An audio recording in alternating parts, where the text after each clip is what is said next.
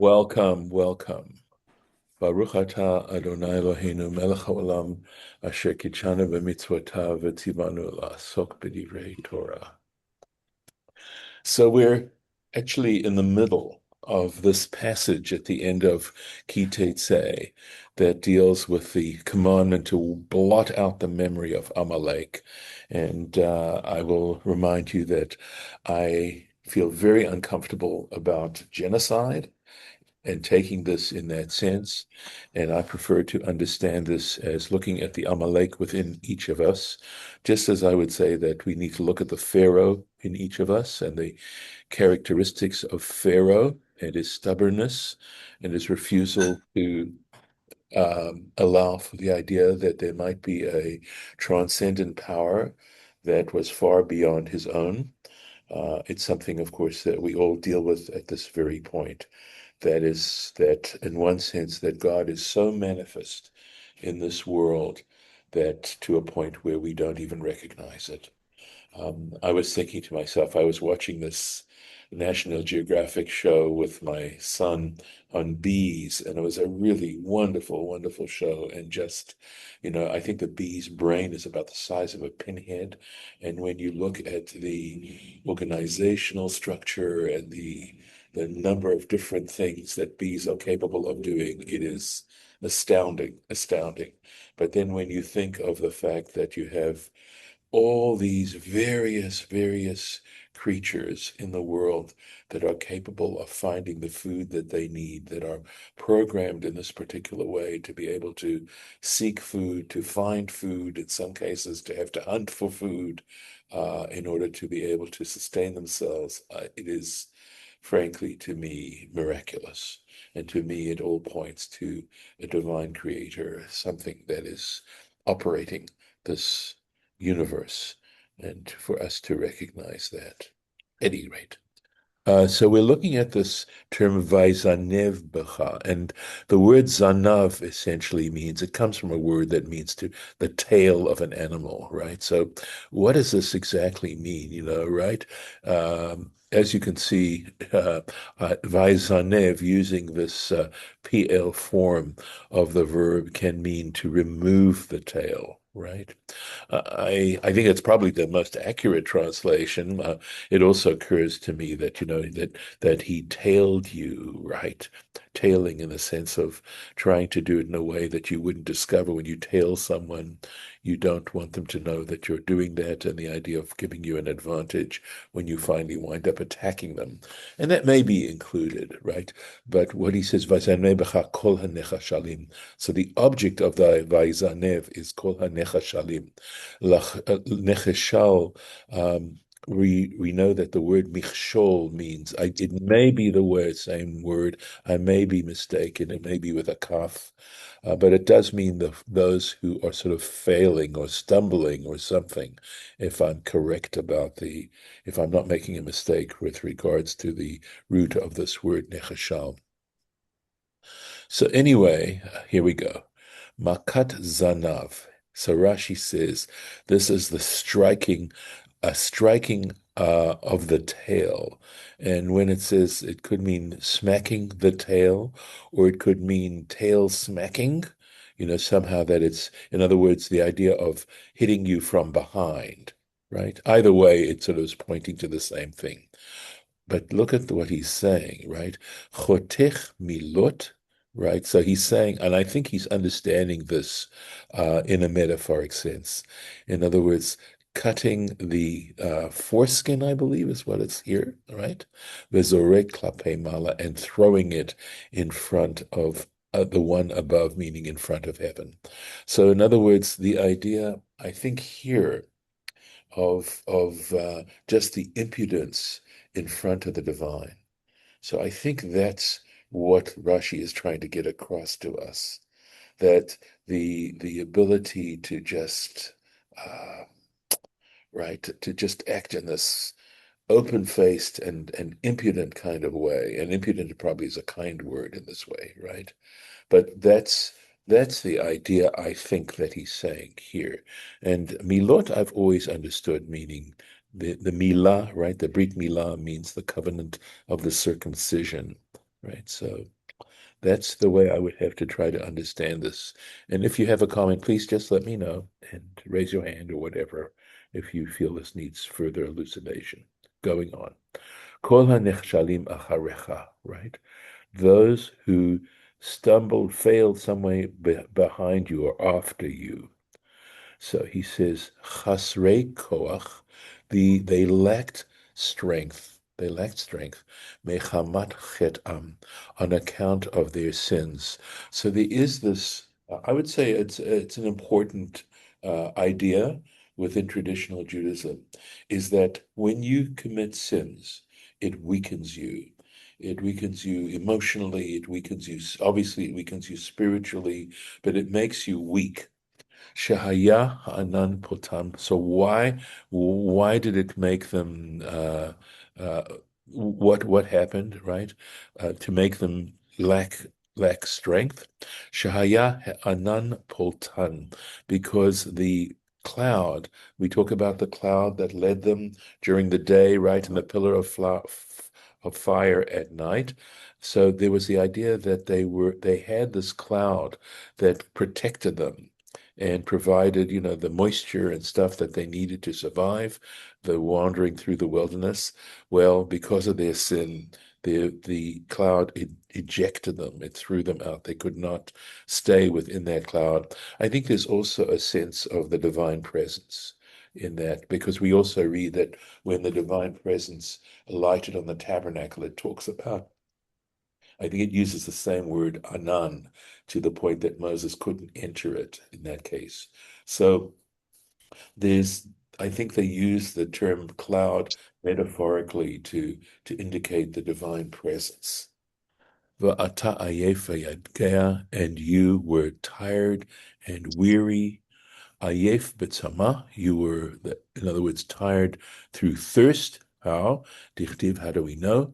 Shmot Yud Zayin, that's Exodus chapter 17. Vayitzma sham ha'am lamayim, because it says, and the people thirsted there for water. Uchtiv acharav vayavo Amalek. And right afterwards, in other words, we go back to that passage in Exodus 17, which talks about that attack of Amalek. Of course, here in Deuteronomy, Moses is reviewing that, but if you go back there, you see that it says they were thirsty for water, and then right afterwards, we have the passage regarding Amalek. V'yagea, weary, baderech, in other words, just from the journey, right, from the journey. V'lo yareh, he did not fear. Going on with that verse, right? Amalek Elohim milaharalach. So here's one of these interpretations where there really isn't a period. V'lo yara Elohim, right? V'lo yareh Amalek Elohim. And Amalek did not fear God milaharalach, from doing you harm, from acting evilly towards you. Going on. All right, so that's the passage on, that's it for the Rashi on that. V'haya, and it shall be, V'haniach Hashem Elokecha Lacha, right, when the Lord God gives you rest, Mikol Oivecha Misaviv, from all your enemies around you, Ba'aretz Asher, in the land which Asher Elokecha Noten Lacha, Lachala, which the Lord your God is giving you as an inheritance, Lerishta, to in fact inherit it. Timche etzecha Amalek, you shall wipe out the remembrance of Amalek, mitachat hashamayim, from under heaven, lo tishkach, you shall not forget. So this, of course, is the passage that we read the week of Purim, and the idea of blocking out Amalek. So let's just take a look at Rashi on this. Timche etzech Amalek, you shall blot out, you shall wipe out remembrance of Amalek. Me'ish ve'adisha, so he is going to, Rashi, of course, is taking this literally. He's saying from man to woman, me'oled ve'ad yonek, and this is referring to, yonek is a suckling. Olel, I think, is simply a young child, right? Mishor ve'ad se, In other words, any property whatsoever, meaning an ox to a sheep, shelo yehe shem Amalek, so that the name of Amalek is nazkar will be remembered. Afilu al habeima, so it means even with regarding to their animals. In other words, you should, if the animal had belonged to an Amalekite, and it survived, people would say, "Oh, that's an Amalekite animal." Lomar, this is to say, Behemazo Mishal Amalekite, to say that this particular animal, domestic animal, belonged to an Amalekite. So there's no question, it seems to me, that at least as far as this Rashi is concerned, it's taking it very literally. For me personally, I confess that, of course, I find such notions extremely disturbing. The best, if I'm going to take it on a literary level, or excuse me, on a literal level, is to say this is a one-time shot, although it's certainly talking about the future. And of course, I know that even today, there are those who want to compare certain nations to Amalek and to use this verse as a justification, a religious justification for doing acts that I think are cruel and awful and terrible. I don't believe there is an Amalekite living today. And I don't think that applying this particular verse to other people who are not Amalekites, this is talking strictly about Amalekites, is a moral position. I realize, though, of course, life is very, very complicated, but I don't believe that that behavior is going to solve anything. And I still prefer to take it, look at whatever elements of Amalekitism are in myself, meaning I need to look at my own weakness, at the weaknesses within me, and to recognize how they're affecting me and affecting my behavior, and possibly the idea we see here about the Amalekites acting in an incredibly impudent kind of way. And I think that's significant. I really do, as far as how I would want to apply this mitzvah now. So I'm going to stop the share because we're essentially finished looking at the text of Ki Tetse. And I welcome, please, any comments you may have at this point. Morris, great. Yes, I this all strikes a nerve with me because the theme that I have been living with for many years, and not that I've always thought this way, but the theme is the other, the other. The enemy is the other, and it doesn't make a difference who the other is. You just pick your other. Mm-hmm, mm-hmm. Here, years ago, they have Amalek. Then there's the enemy is the Romans. Then the Christians. Then somewhere along the line the Muslims. Now The Jews. we have the Jews. The Jews are the enemy. They are the other. That's how he himself to power. The you know the Jews in Israel look at the Arabs. I mean, whatever. I don't have to explain it more. But the theme is the other, and the other isn't important who they are. Just as long as there's an other that we can galvanize people to fight. I think you're right. Fine. And I think it's tragic. I think it's tragic. What over the years in which I've prayed, because I've been, basically engaging in prayer daily as much as possible over the years, I've come to the realization that essentially the very, I would say, the essence of the prayer, of our prayers, is the notion that God is that for humanity to recognize the divine presence in this world and to unify together in that concept. So when it comes to other religions, which basically share at heart the very notion that we're talking about, um, I just feel that way, and I agree with you. I think the idea is to overcome this theme of the other. So that still begs a question, or leaves a question as to why it's stated in the Torah. right? Why is it stated in this particular way, which seems to suggest that it's appropriate to destroy the other? So I think that the Torah is a book that in some ways tests us.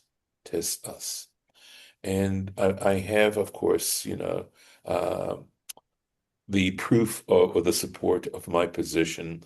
I've mentioned this before, the last verses of Hosea, which talk about the words of the Lord and how the righteous can walk in them and the wicked stumble in them. And that them is referring to the words of the Lord. So it's saying you can stumble in the words of the Lord. And I would say that people who try to use these words to allow themselves or to find justification in destroying the other that is outside of themselves are stumbling, right? There's also, of course, the rabbinic passage about the four students before the sages, right? The sponge, the funnel, the sifter, and the strainer. I've mentioned this before, which clearly indicates that there is grist in the words of the rabbis as well. And it becomes our challenge to sort out the grist from the fine flour. And I believe I'm doing my best, given my level of ignorance and intelligence, etc., to try and do exactly that. I think kindness, it says, Ki lo olam chasto, for his kindness endures forever. And I think we are supposed to be that image of kindness in our own hearts.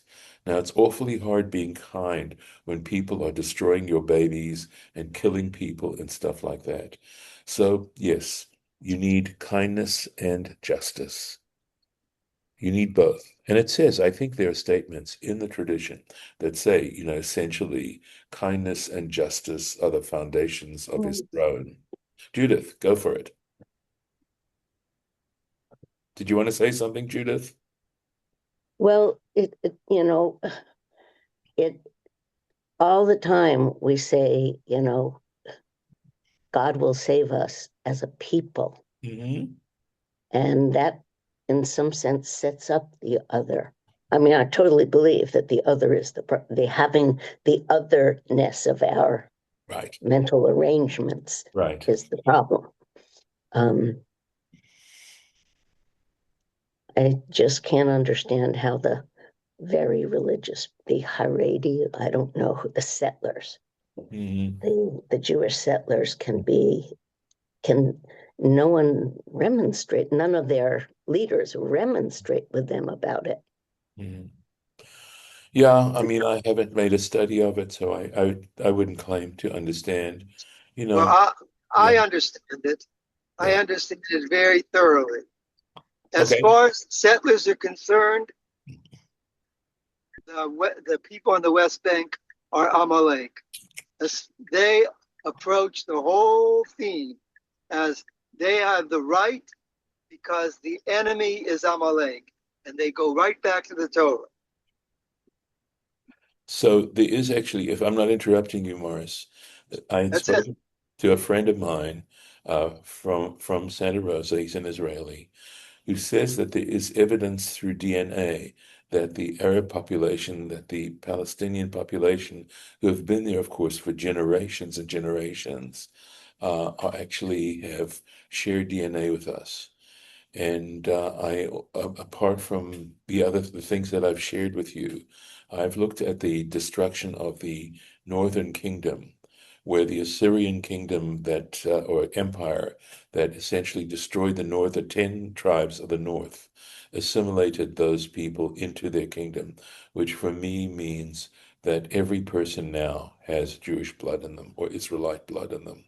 But there's evidence that these people are actually our brothers and sisters, and that in some ways, again, how you choose to filter the information that's there in the Torah, um, that they're actually related to us, that in some senses they represent the 10 northern tribes.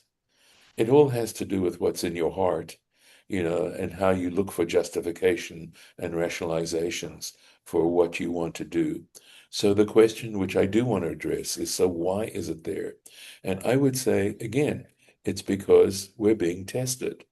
And this is the test. The test is, do you choose to interpret these things in a way that is self-justifying, etc., and justifies terrible behavior? Or is what's in your heart a true love of God and a recognition that all of creation is divine and that what God is asking us to destroy is the wickedness within ourselves? Are we willing to do that? Or are we looking for justification to perpetrate acts that are actually horrific? Now, look, ultimately, God is going to be the judge. God will be the judge of this. But I feel there's enough support within the tradition itself to abhor that kind of behavior and to actually say we need to look into ourselves.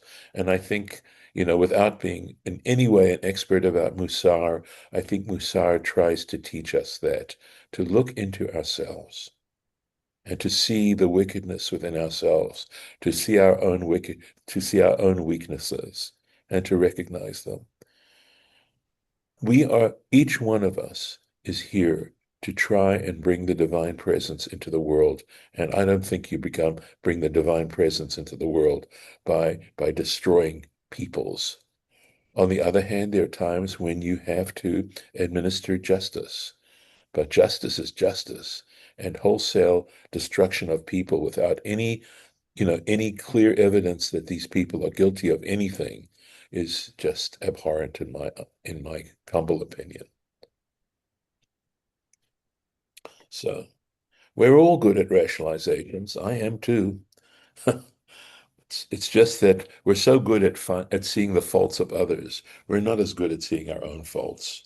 But that's who we're going to be responsible. Each one of us is going to have to give an accounting of our lives, and the lessons we've learned, and the lessons we've failed to learn, and the lessons we've refused to learn, etc. But to me, that's the way in which you find significance in life, is to recognize that each one of us has an amazing responsibility, that each one of us, every human being, is sacred, and that God, I love that particular parable about when a human king mints coins, they all look identical, but when a divine king mints coins, every single one of them looks different. And that's my justification of being able to respect other religions and other cultures, etc., etc. That's, and it may be naive, and I'll live with my naivete. I'd rather be there. Just have to hope there's some appeal to this position. Okay. Unless somebody wants to say something for the record, I'll go off the record. Okay, we will.